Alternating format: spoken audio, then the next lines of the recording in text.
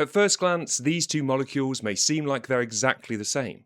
They have the same molecular formula and even the same structural formula. But although they look incredibly similar, they're actually two different compounds with different physical properties.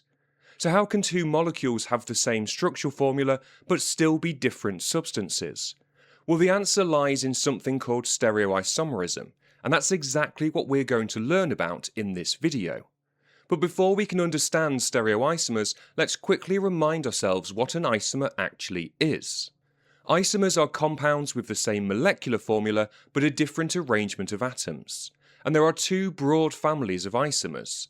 The first are structural isomers. These have the same molecular formula but different structural formulae, so the way the atoms are connected together differs. We looked at these in the previous video, but don't worry if you haven't seen it because that's not what we're focusing on today. Instead, we're interested in the second family of isomers, stereoisomers. Unlike structural isomers, stereoisomers have the same molecular formula and the same structural formula. But although the atoms are connected together in exactly the same way, the way those atoms are arranged in three-dimensional space is different. So let's make that definition a little more precise. Stereoisomers are compounds with the same molecular formula and the same structural formula, but a different arrangement of atoms in space. Now there are two types of stereoisomer you'll come across at A-level. The first is geometric isomerism, which is sometimes referred to as E and Z Isomerism. The second is optical isomerism, which AQA decided to save for year 13. So for now, let's concentrate on geometric isomerism. Geometric isomers are stereoisomers that differ because atoms, or groups of atoms, are arranged differently around a carbon-carbon double bond. But that immediately raises another question. Why should a double bond matter? Carbon-carbon single bonds don't seem to cause this problem, so what makes double bonds different? Well, let's start by looking at a carbon-carbon single bond. A single bond allows the atoms on either side of it to rotate freely. If we rotate one end of the molecule, nothing has really changed. We've still got exactly the same molecule. Now compare that with a carbon-carbon double bond. Unlike a single bond, the atoms can't simply rotate around the double bond. The double bond keeps the atoms locked into position, or if we want to use some fancy scientific terminology, we would say that there is restricted rotation about the carbon-carbon double bond. This means there are some arrangements of atoms that can't simply rotate into one another. Instead, they exist as two genuinely different compounds, and that's what gives rise to geometric or E and Z isomerism.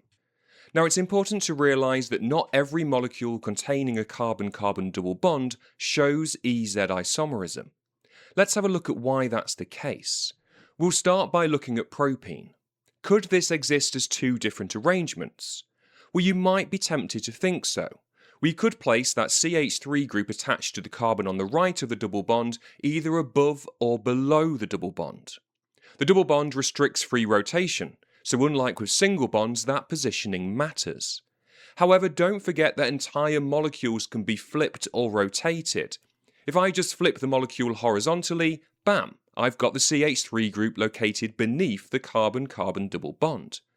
I haven't rotated about the carbon-carbon double bond, I've literally just flipped the entire molecule. Now let's look at butene. Here we've got a carbon-carbon double bond, and each of those carbon atoms within that double bond have a CH3 group and a hydrogen atom attached to them. Could this exist as two different arrangements? Well, in this case, absolutely. In this particular arrangement, I have both CH3 groups shown as being attached above the double bond.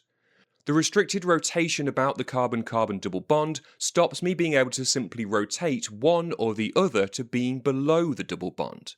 I can flip the molecule and have both CH3 groups below the carbon-carbon double bond, but I can't rotate or flip the molecule in any way to have one CH3 group above the carbon-carbon double bond and the other beneath it. The version of butene that does have one methyl group above and one below the double bond is an entirely different molecule. And this is why the restricted rotation about that carbon-carbon double bond creates molecules that have the same molecular formula and structural formula, but have a different arrangement of atoms in space. But what's different about butene compared to propene that causes this geometric or EZ isomerism? Well, when we compare the two molecules side by side, there is one key difference. In butene, each carbon atom in the carbon-carbon double bond has two different groups attached to them, whereas in propene, only one of the carbon atoms in the carbon-carbon double bond has two different groups attached to it. So the rule is an important one to remember. For EZ isomerism to exist, each carbon atom in the carbon-carbon double bond must be attached to two different groups. Without that requirement being met, the substance will not display EZ isomerism. So whenever you see a molecule containing a carbon-carbon double bond, don't immediately assume it has EZ isomers. Your first step should always be to check whether both carbon atoms in the double bond have two different groups attached to them. Now at this point, we've flipped and flopped between calling this type of isomerism geometric isomerism and EZ isomerism. Geometric isomerism is the general type of isomerism, but for IUPAC naming conventions, scientists needed a way to identify the two different isomers that can be formed through geometric isomerism.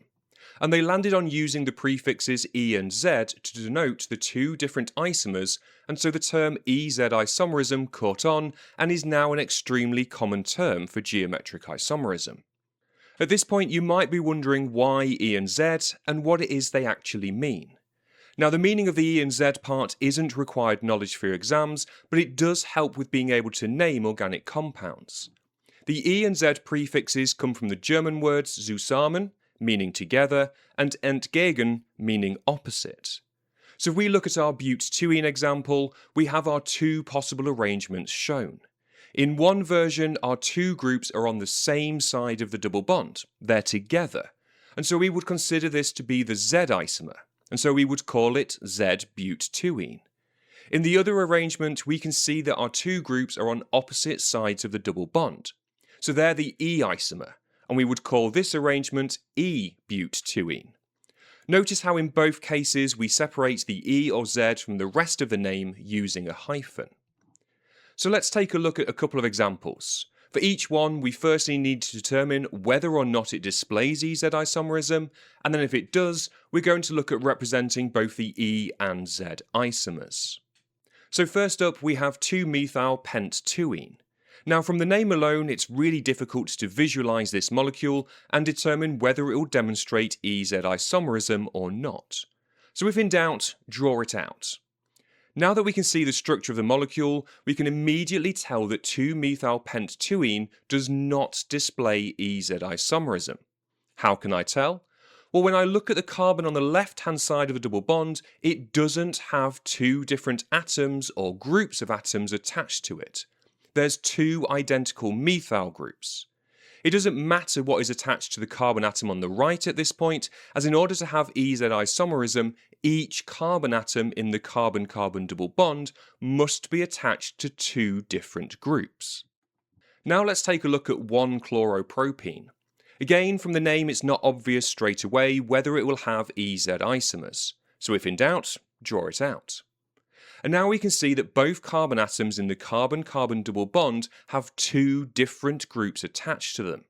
The one on the left has a chlorine atom and a hydrogen atom, whereas the one on the right-hand side has a methyl group and a hydrogen. So now for our E and Z isomers. For simple examples like this, we can identify E and Z isomers by looking at the groups attached to each carbon atom. In more complicated molecules, however, we need a set of rules to decide which groups should be compared, and that's exactly what we'll be looking at in the next video. E isomers have groups attached to the carbon atoms on opposite sides of the double bond, so I could have the chlorine above the bond and the methyl group below the bond, and then this would be E1-chloropropene. Now for the Z isomer. Well, Z isomers have their groups on the same side of the double bond, either both above or both below the double bond. I'm going to put both the chlorine and the methyl group above the double bond, and I would call this Z1-chloropropene. So in summary, stereoisomers are compounds that have the same molecular and structural formula, but a different arrangement of atoms in space. One type of stereoisomerism is geometric or E Z isomerism, which occurs when carbon-carbon double bonds prevent rotation, allowing different arrangements of atoms to become locked into place. However, E Z isomerism only occurs if each carbon atom in the double bond has two different groups attached to it. If the groups are both on the same side of the double bond, then it's the Z isomer, and when they're on opposite sides, they're the E isomer. Now, throughout this lesson, I've deliberately used simple examples where it's immediately obvious which groups should be compared. But unfortunately, A-level chemistry isn't always so simple. So in the next lesson, we'll look at the Cahn-Ingold-Prelog priority rules, usually called the SIP priority rules.